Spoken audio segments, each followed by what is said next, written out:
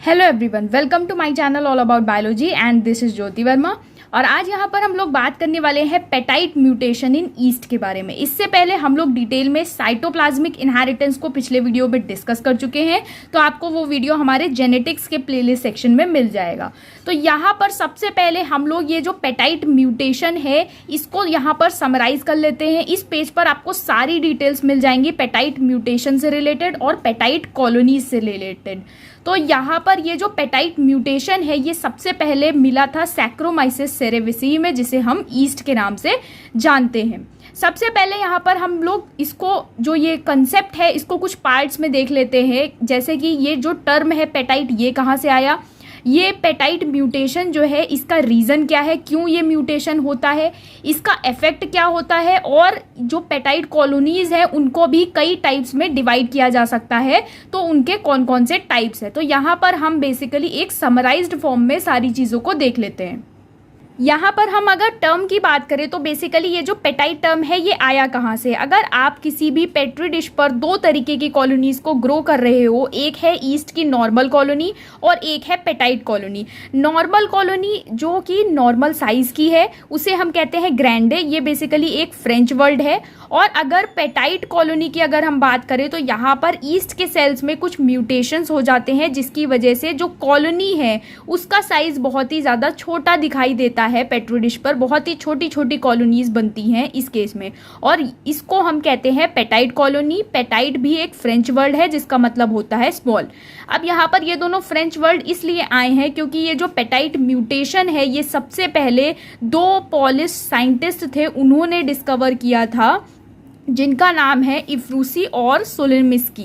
इन्होंने 1949 में pasture institute of Paris में सबसे पहले इस म्यूटेशन को, पेटाइट म्यूटेशन को डिस्कवर किया था, और इन्होंने ही ये टर्म दिया था पेटाइट और ग्रैंडे। तो सबसे पहले हम लोगों ने यहाँ पर टर्म की बात कर ली। अब हम बात कर लेते हैं यहाँ पर रीज़न की। ये जो पेटाइट म्यूटेशन है ईस्ट में ये क्यों होता है। ये म्यूटेशन इस वजह से होता है क्योंकि जो माइटोकॉन्ड्रिया है, माइटोकॉन्ड्रिया में अपना खुद का डीएनए होता है, जैसा कि हम अपने पिछले वीडियो में डिस्कस कर चुके हैं। और जब इस माइटोकॉन्ड्रियल जीनोम में कोई भी म्यूटेशन होता है तो उसकी वजह से भी पेटाइट कॉलोनी का फॉर्मेशन हो सकता है। इसके अलावा अगर माइटोकॉन्ड्रिया का लॉस होता है तो भी पेटाइट कॉलोनी का फॉर्मेशन हो सकता है।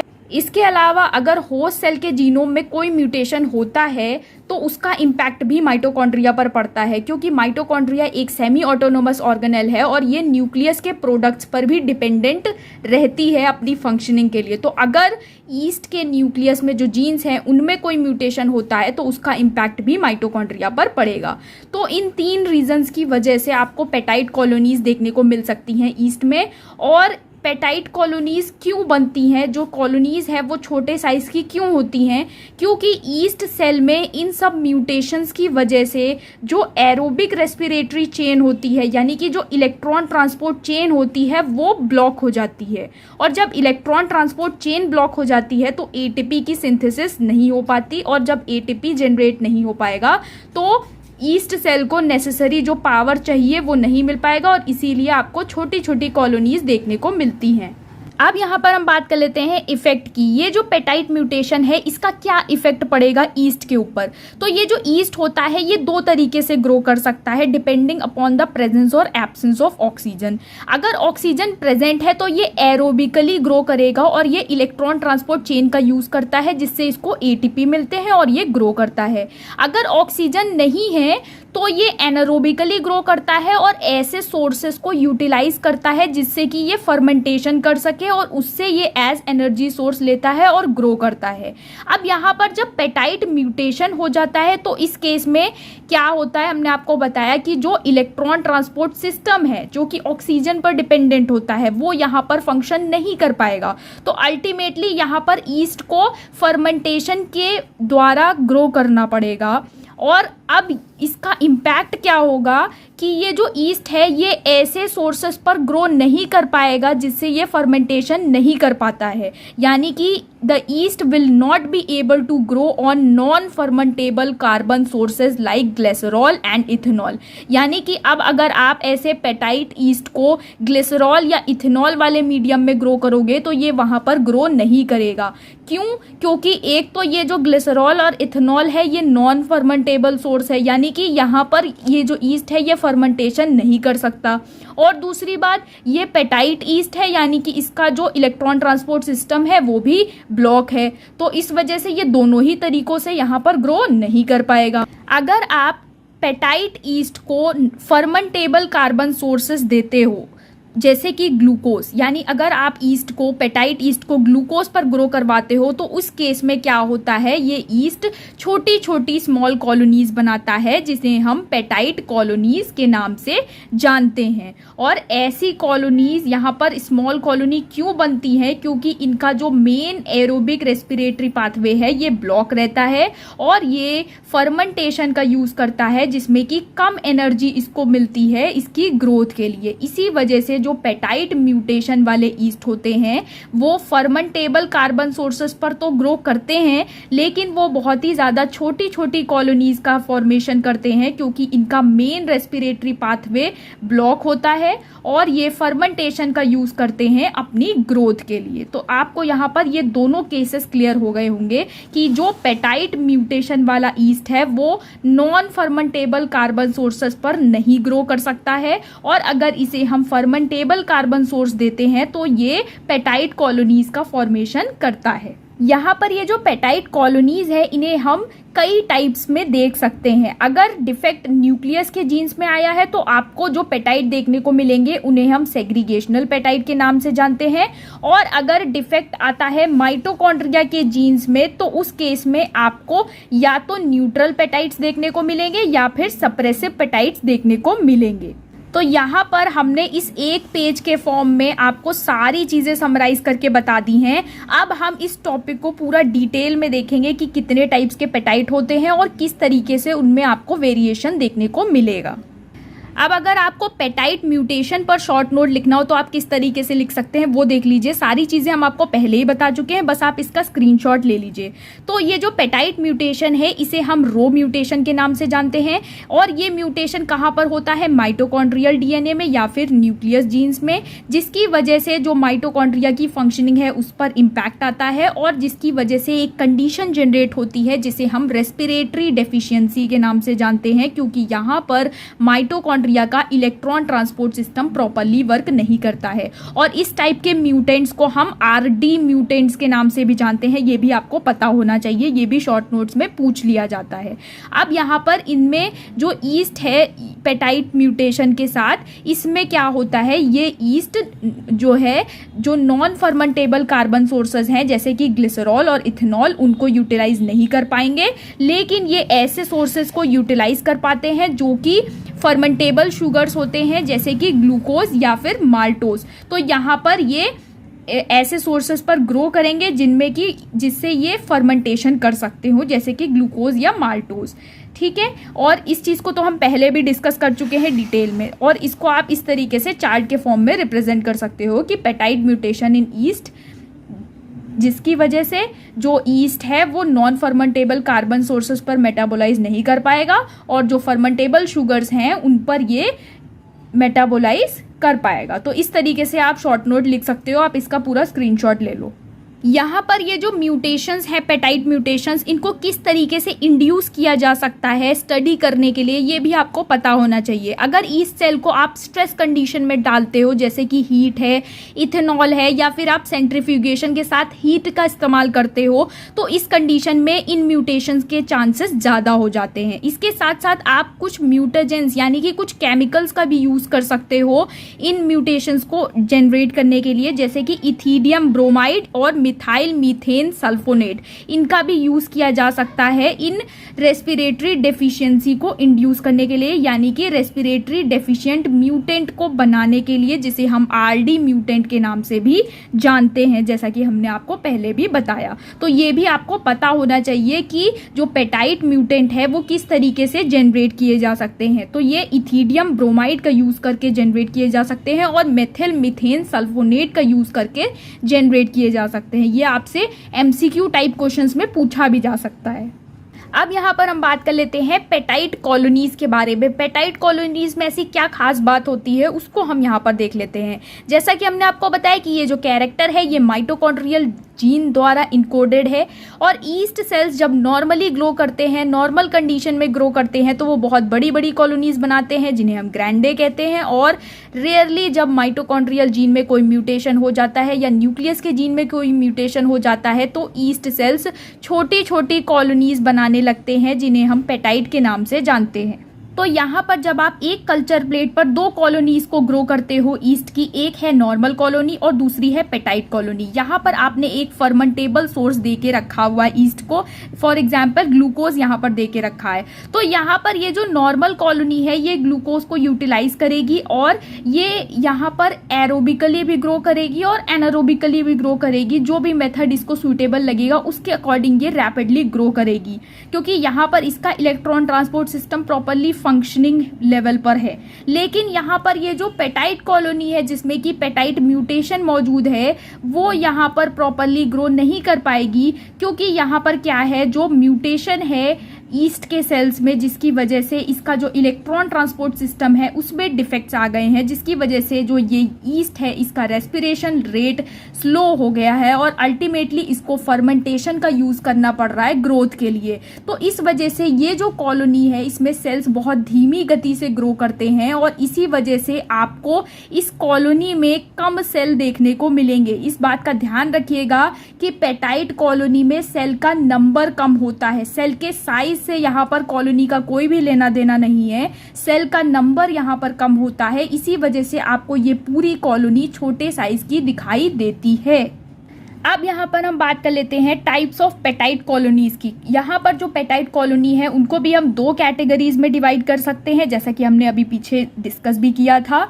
तो इन्हें हम सेग्रीगेशनल पेटाइट और नॉन सेग्रीगेशनल पेटाइट या फिर वेजिटेटिव पेटाइट के फॉर्म में क्लासीफाई कर सकते हैं। सेग्रीगेशनल पेटाइट वो पेटाइट ईस्ट होते हैं जिनमें कि जो न्यूक्लियस का जीन है उसमें कोई डिफेक्ट आता है और इसकी वजह से माइटोकॉन्ड्रिया की फंक्शनिंग पर इम्पैक्ट पड़ता है। लेकिन इस टाइप के जो पेटाइट होते हैं इसमें आपको नॉर्मल मेंडेलियन सेग्रीगेशन देखने को मिलता है, यानी कि मेंडल के रूल्स के अकॉर्डिंग आपको यहाँ पर सेग्रीगेशन देखने को मिलता है जब आप क्रॉस करते हो। इसको अभी हम डिस्कस भी करेंगे डिटेल में।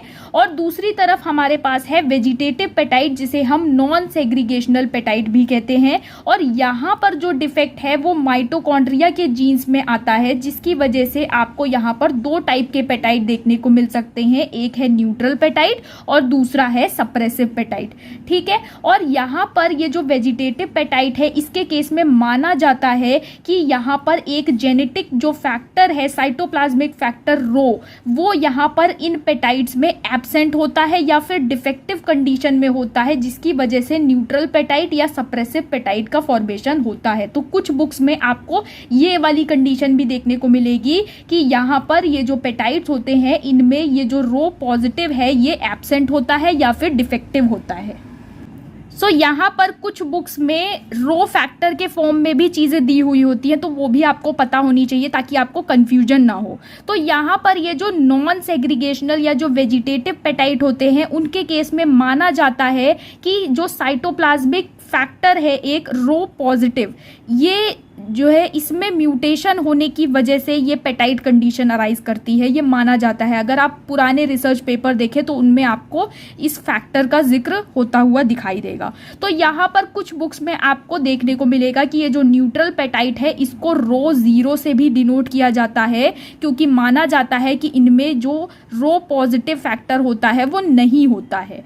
तो न्यूट्रल पेटाइट को इस साइन से भी रिप्रेजेंट किया गया है कुछ बुक्स में। और जो सेप्रेसिव पेटाइट है उसमें माना माना जाता है कि ये जो रो पॉजिटिव फैक्टर है वो डिफेक्टिव कंडीशन में होता है, तो इसको रो नेगेटिव से भी रिप्रेजेंट किया गया है कुछ बुक्स में। तो इसके बारे में भी आपको पता होना चाहिए ताकि आपको कंफ्यूजन ना हो।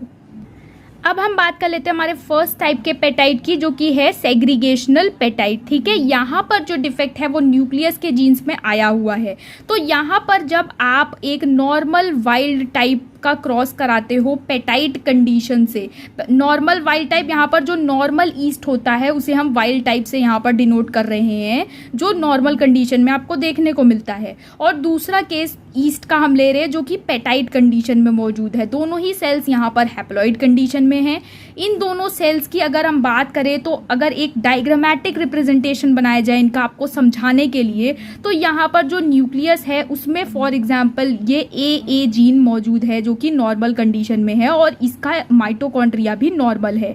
जबकि यहाँ पर ये जो पेटाइट ईस्ट है, सेग्रीगेशनल पेटाइट है ये, और यहाँ पर ये जो न्यूक्लियस इसका है, इसके जो जीन्स हैं इनमें कुछ डिफेक्ट है।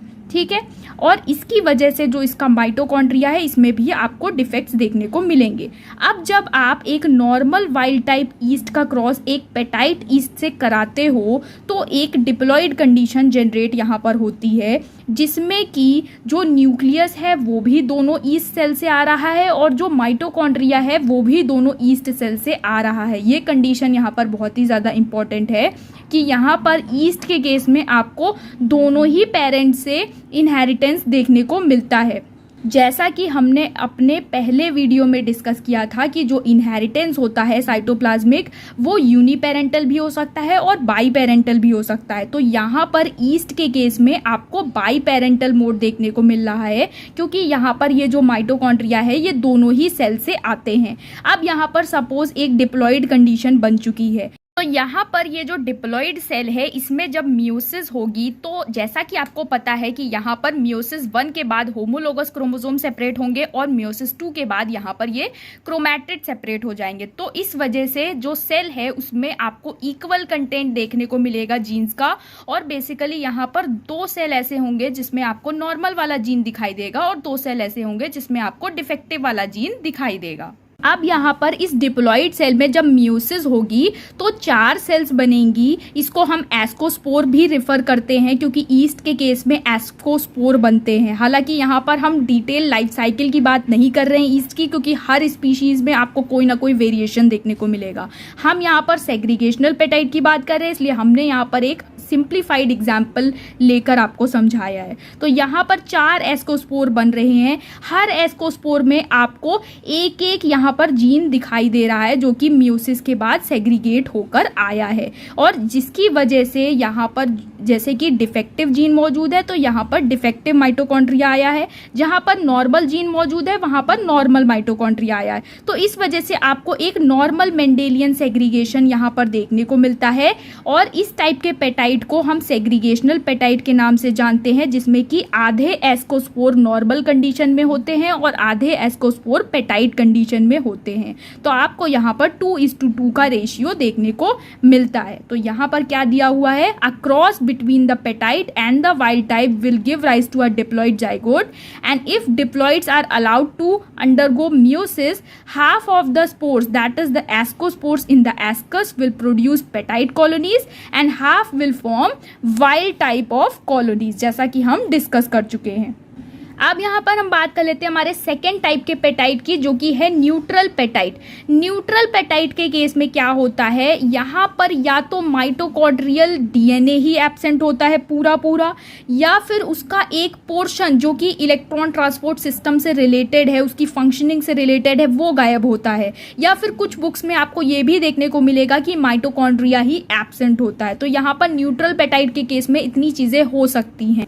अब यहाँ पर जब आप एक नॉर्मल वाइल्ड टाइप ईस्ट का क्रॉस कराते हो एक पेटाइट ईस्ट से, तो यहाँ पर जो माइटोकॉन्ड्रिया है उसमें माइटोकॉन्ड्रियल डीएनए ही पूरा एब्सेंट है। अब जब यहाँ पर डिप्लॉइड कंडीशन आती है और जो मियोसिस होती है, तो यहाँ पर क्या होता है ना, जो नॉर्मल माइटोकॉन्ड्रिया होता है वो बहुत ही ज़्यादा रैपिडली यहाँ पर डिवाइड करने लगता है, जबकि जो यहाँ पर माइटोकॉन्ड्रिया ये मौजूद है इसमें प्रॉपर जीनोम या प्रॉपर जीन्स ही नहीं है। इस वजह से यहाँ पर क्या होता होता है, जो मियोसिस होती है उसके बाद जितने भी एस्कोस्पोर बनते हैं सब में नॉर्मल माइटोकॉन्ड्रिया चला जाता है, क्योंकि यहाँ पर ये जो माइटोकॉन्ड्रिया है या फिर जो इसके जीन्स है ये प्रॉपर उस कंडीशन में अवेलेबल नहीं है कि ये रेप्लिकेट कर सके या फिर ये मल्टीप्लाई कर सके।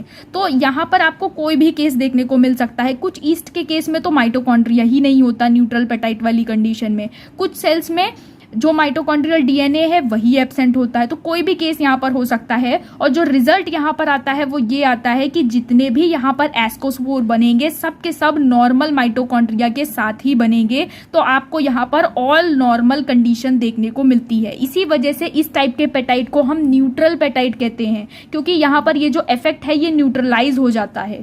सो यहाँ पर the name neutral refers to the fact that the class of petite does not affect the progeny. यहाँ पर ये जो न्यूट्रल पेटाइट है इसका कोई भी इम्पैक्ट आपको प्रोजेनी पर देखने को नहीं मिलता, और यहाँ पर ये जो पेटाइट ट्रेट है ये न्यूट्रलाइज हो गया है। तो इसीलिए इसे हम न्यूट्रल पेटाइट भी रिफर करते हैं, और इसमें आपको सारे के सारे एस्कोस्पोर्स नॉर्मल कंडीशन में देखने को मिलेंगे। अब यहाँ पर हम बात कर लेते हैं हमारे थर्ड टाइप के पेटाइट की, जो कि है सप्रेसिव पेटाइट। यहाँ पर क्या है, यहाँ पर डिफेक्टिव माइटोकॉन्ड्रिया है जिसमें बहुत ही ज़्यादा छोटा जीनोम मौजूद है, ठीक है। और छोटा जीनोम है, इस वजह से नॉर्मल माइटोकॉन्ड्रिया के कंपैरिजन में ये जो डिफेक्टिव माइटोकॉन्ड्रिया है ये बहुत ही ज़्यादा तेज़ी से रेप्लिकेट करता है। क्योंकि अगर आप देखो एक माइटोकॉन्ड्रिया उसका जीनोम इतना बड़ा है और दूसरा माइटोकॉन्ड्रिया उसका जीनोम थोड़ा सा छोटा है, तो वो जाहिर सी बात है कि वो जल्दी रेप्लिकेट करेगा।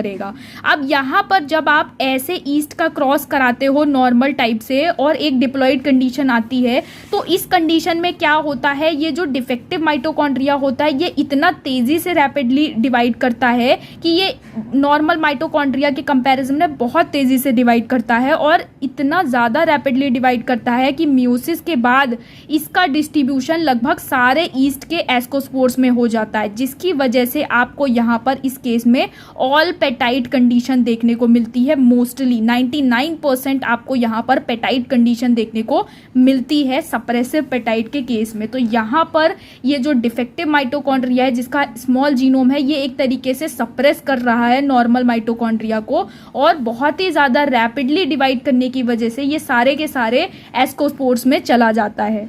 तो इस वजह से आपको यहाँ पर ऑल पेटाइट कंडीशन देखने को मिलती है।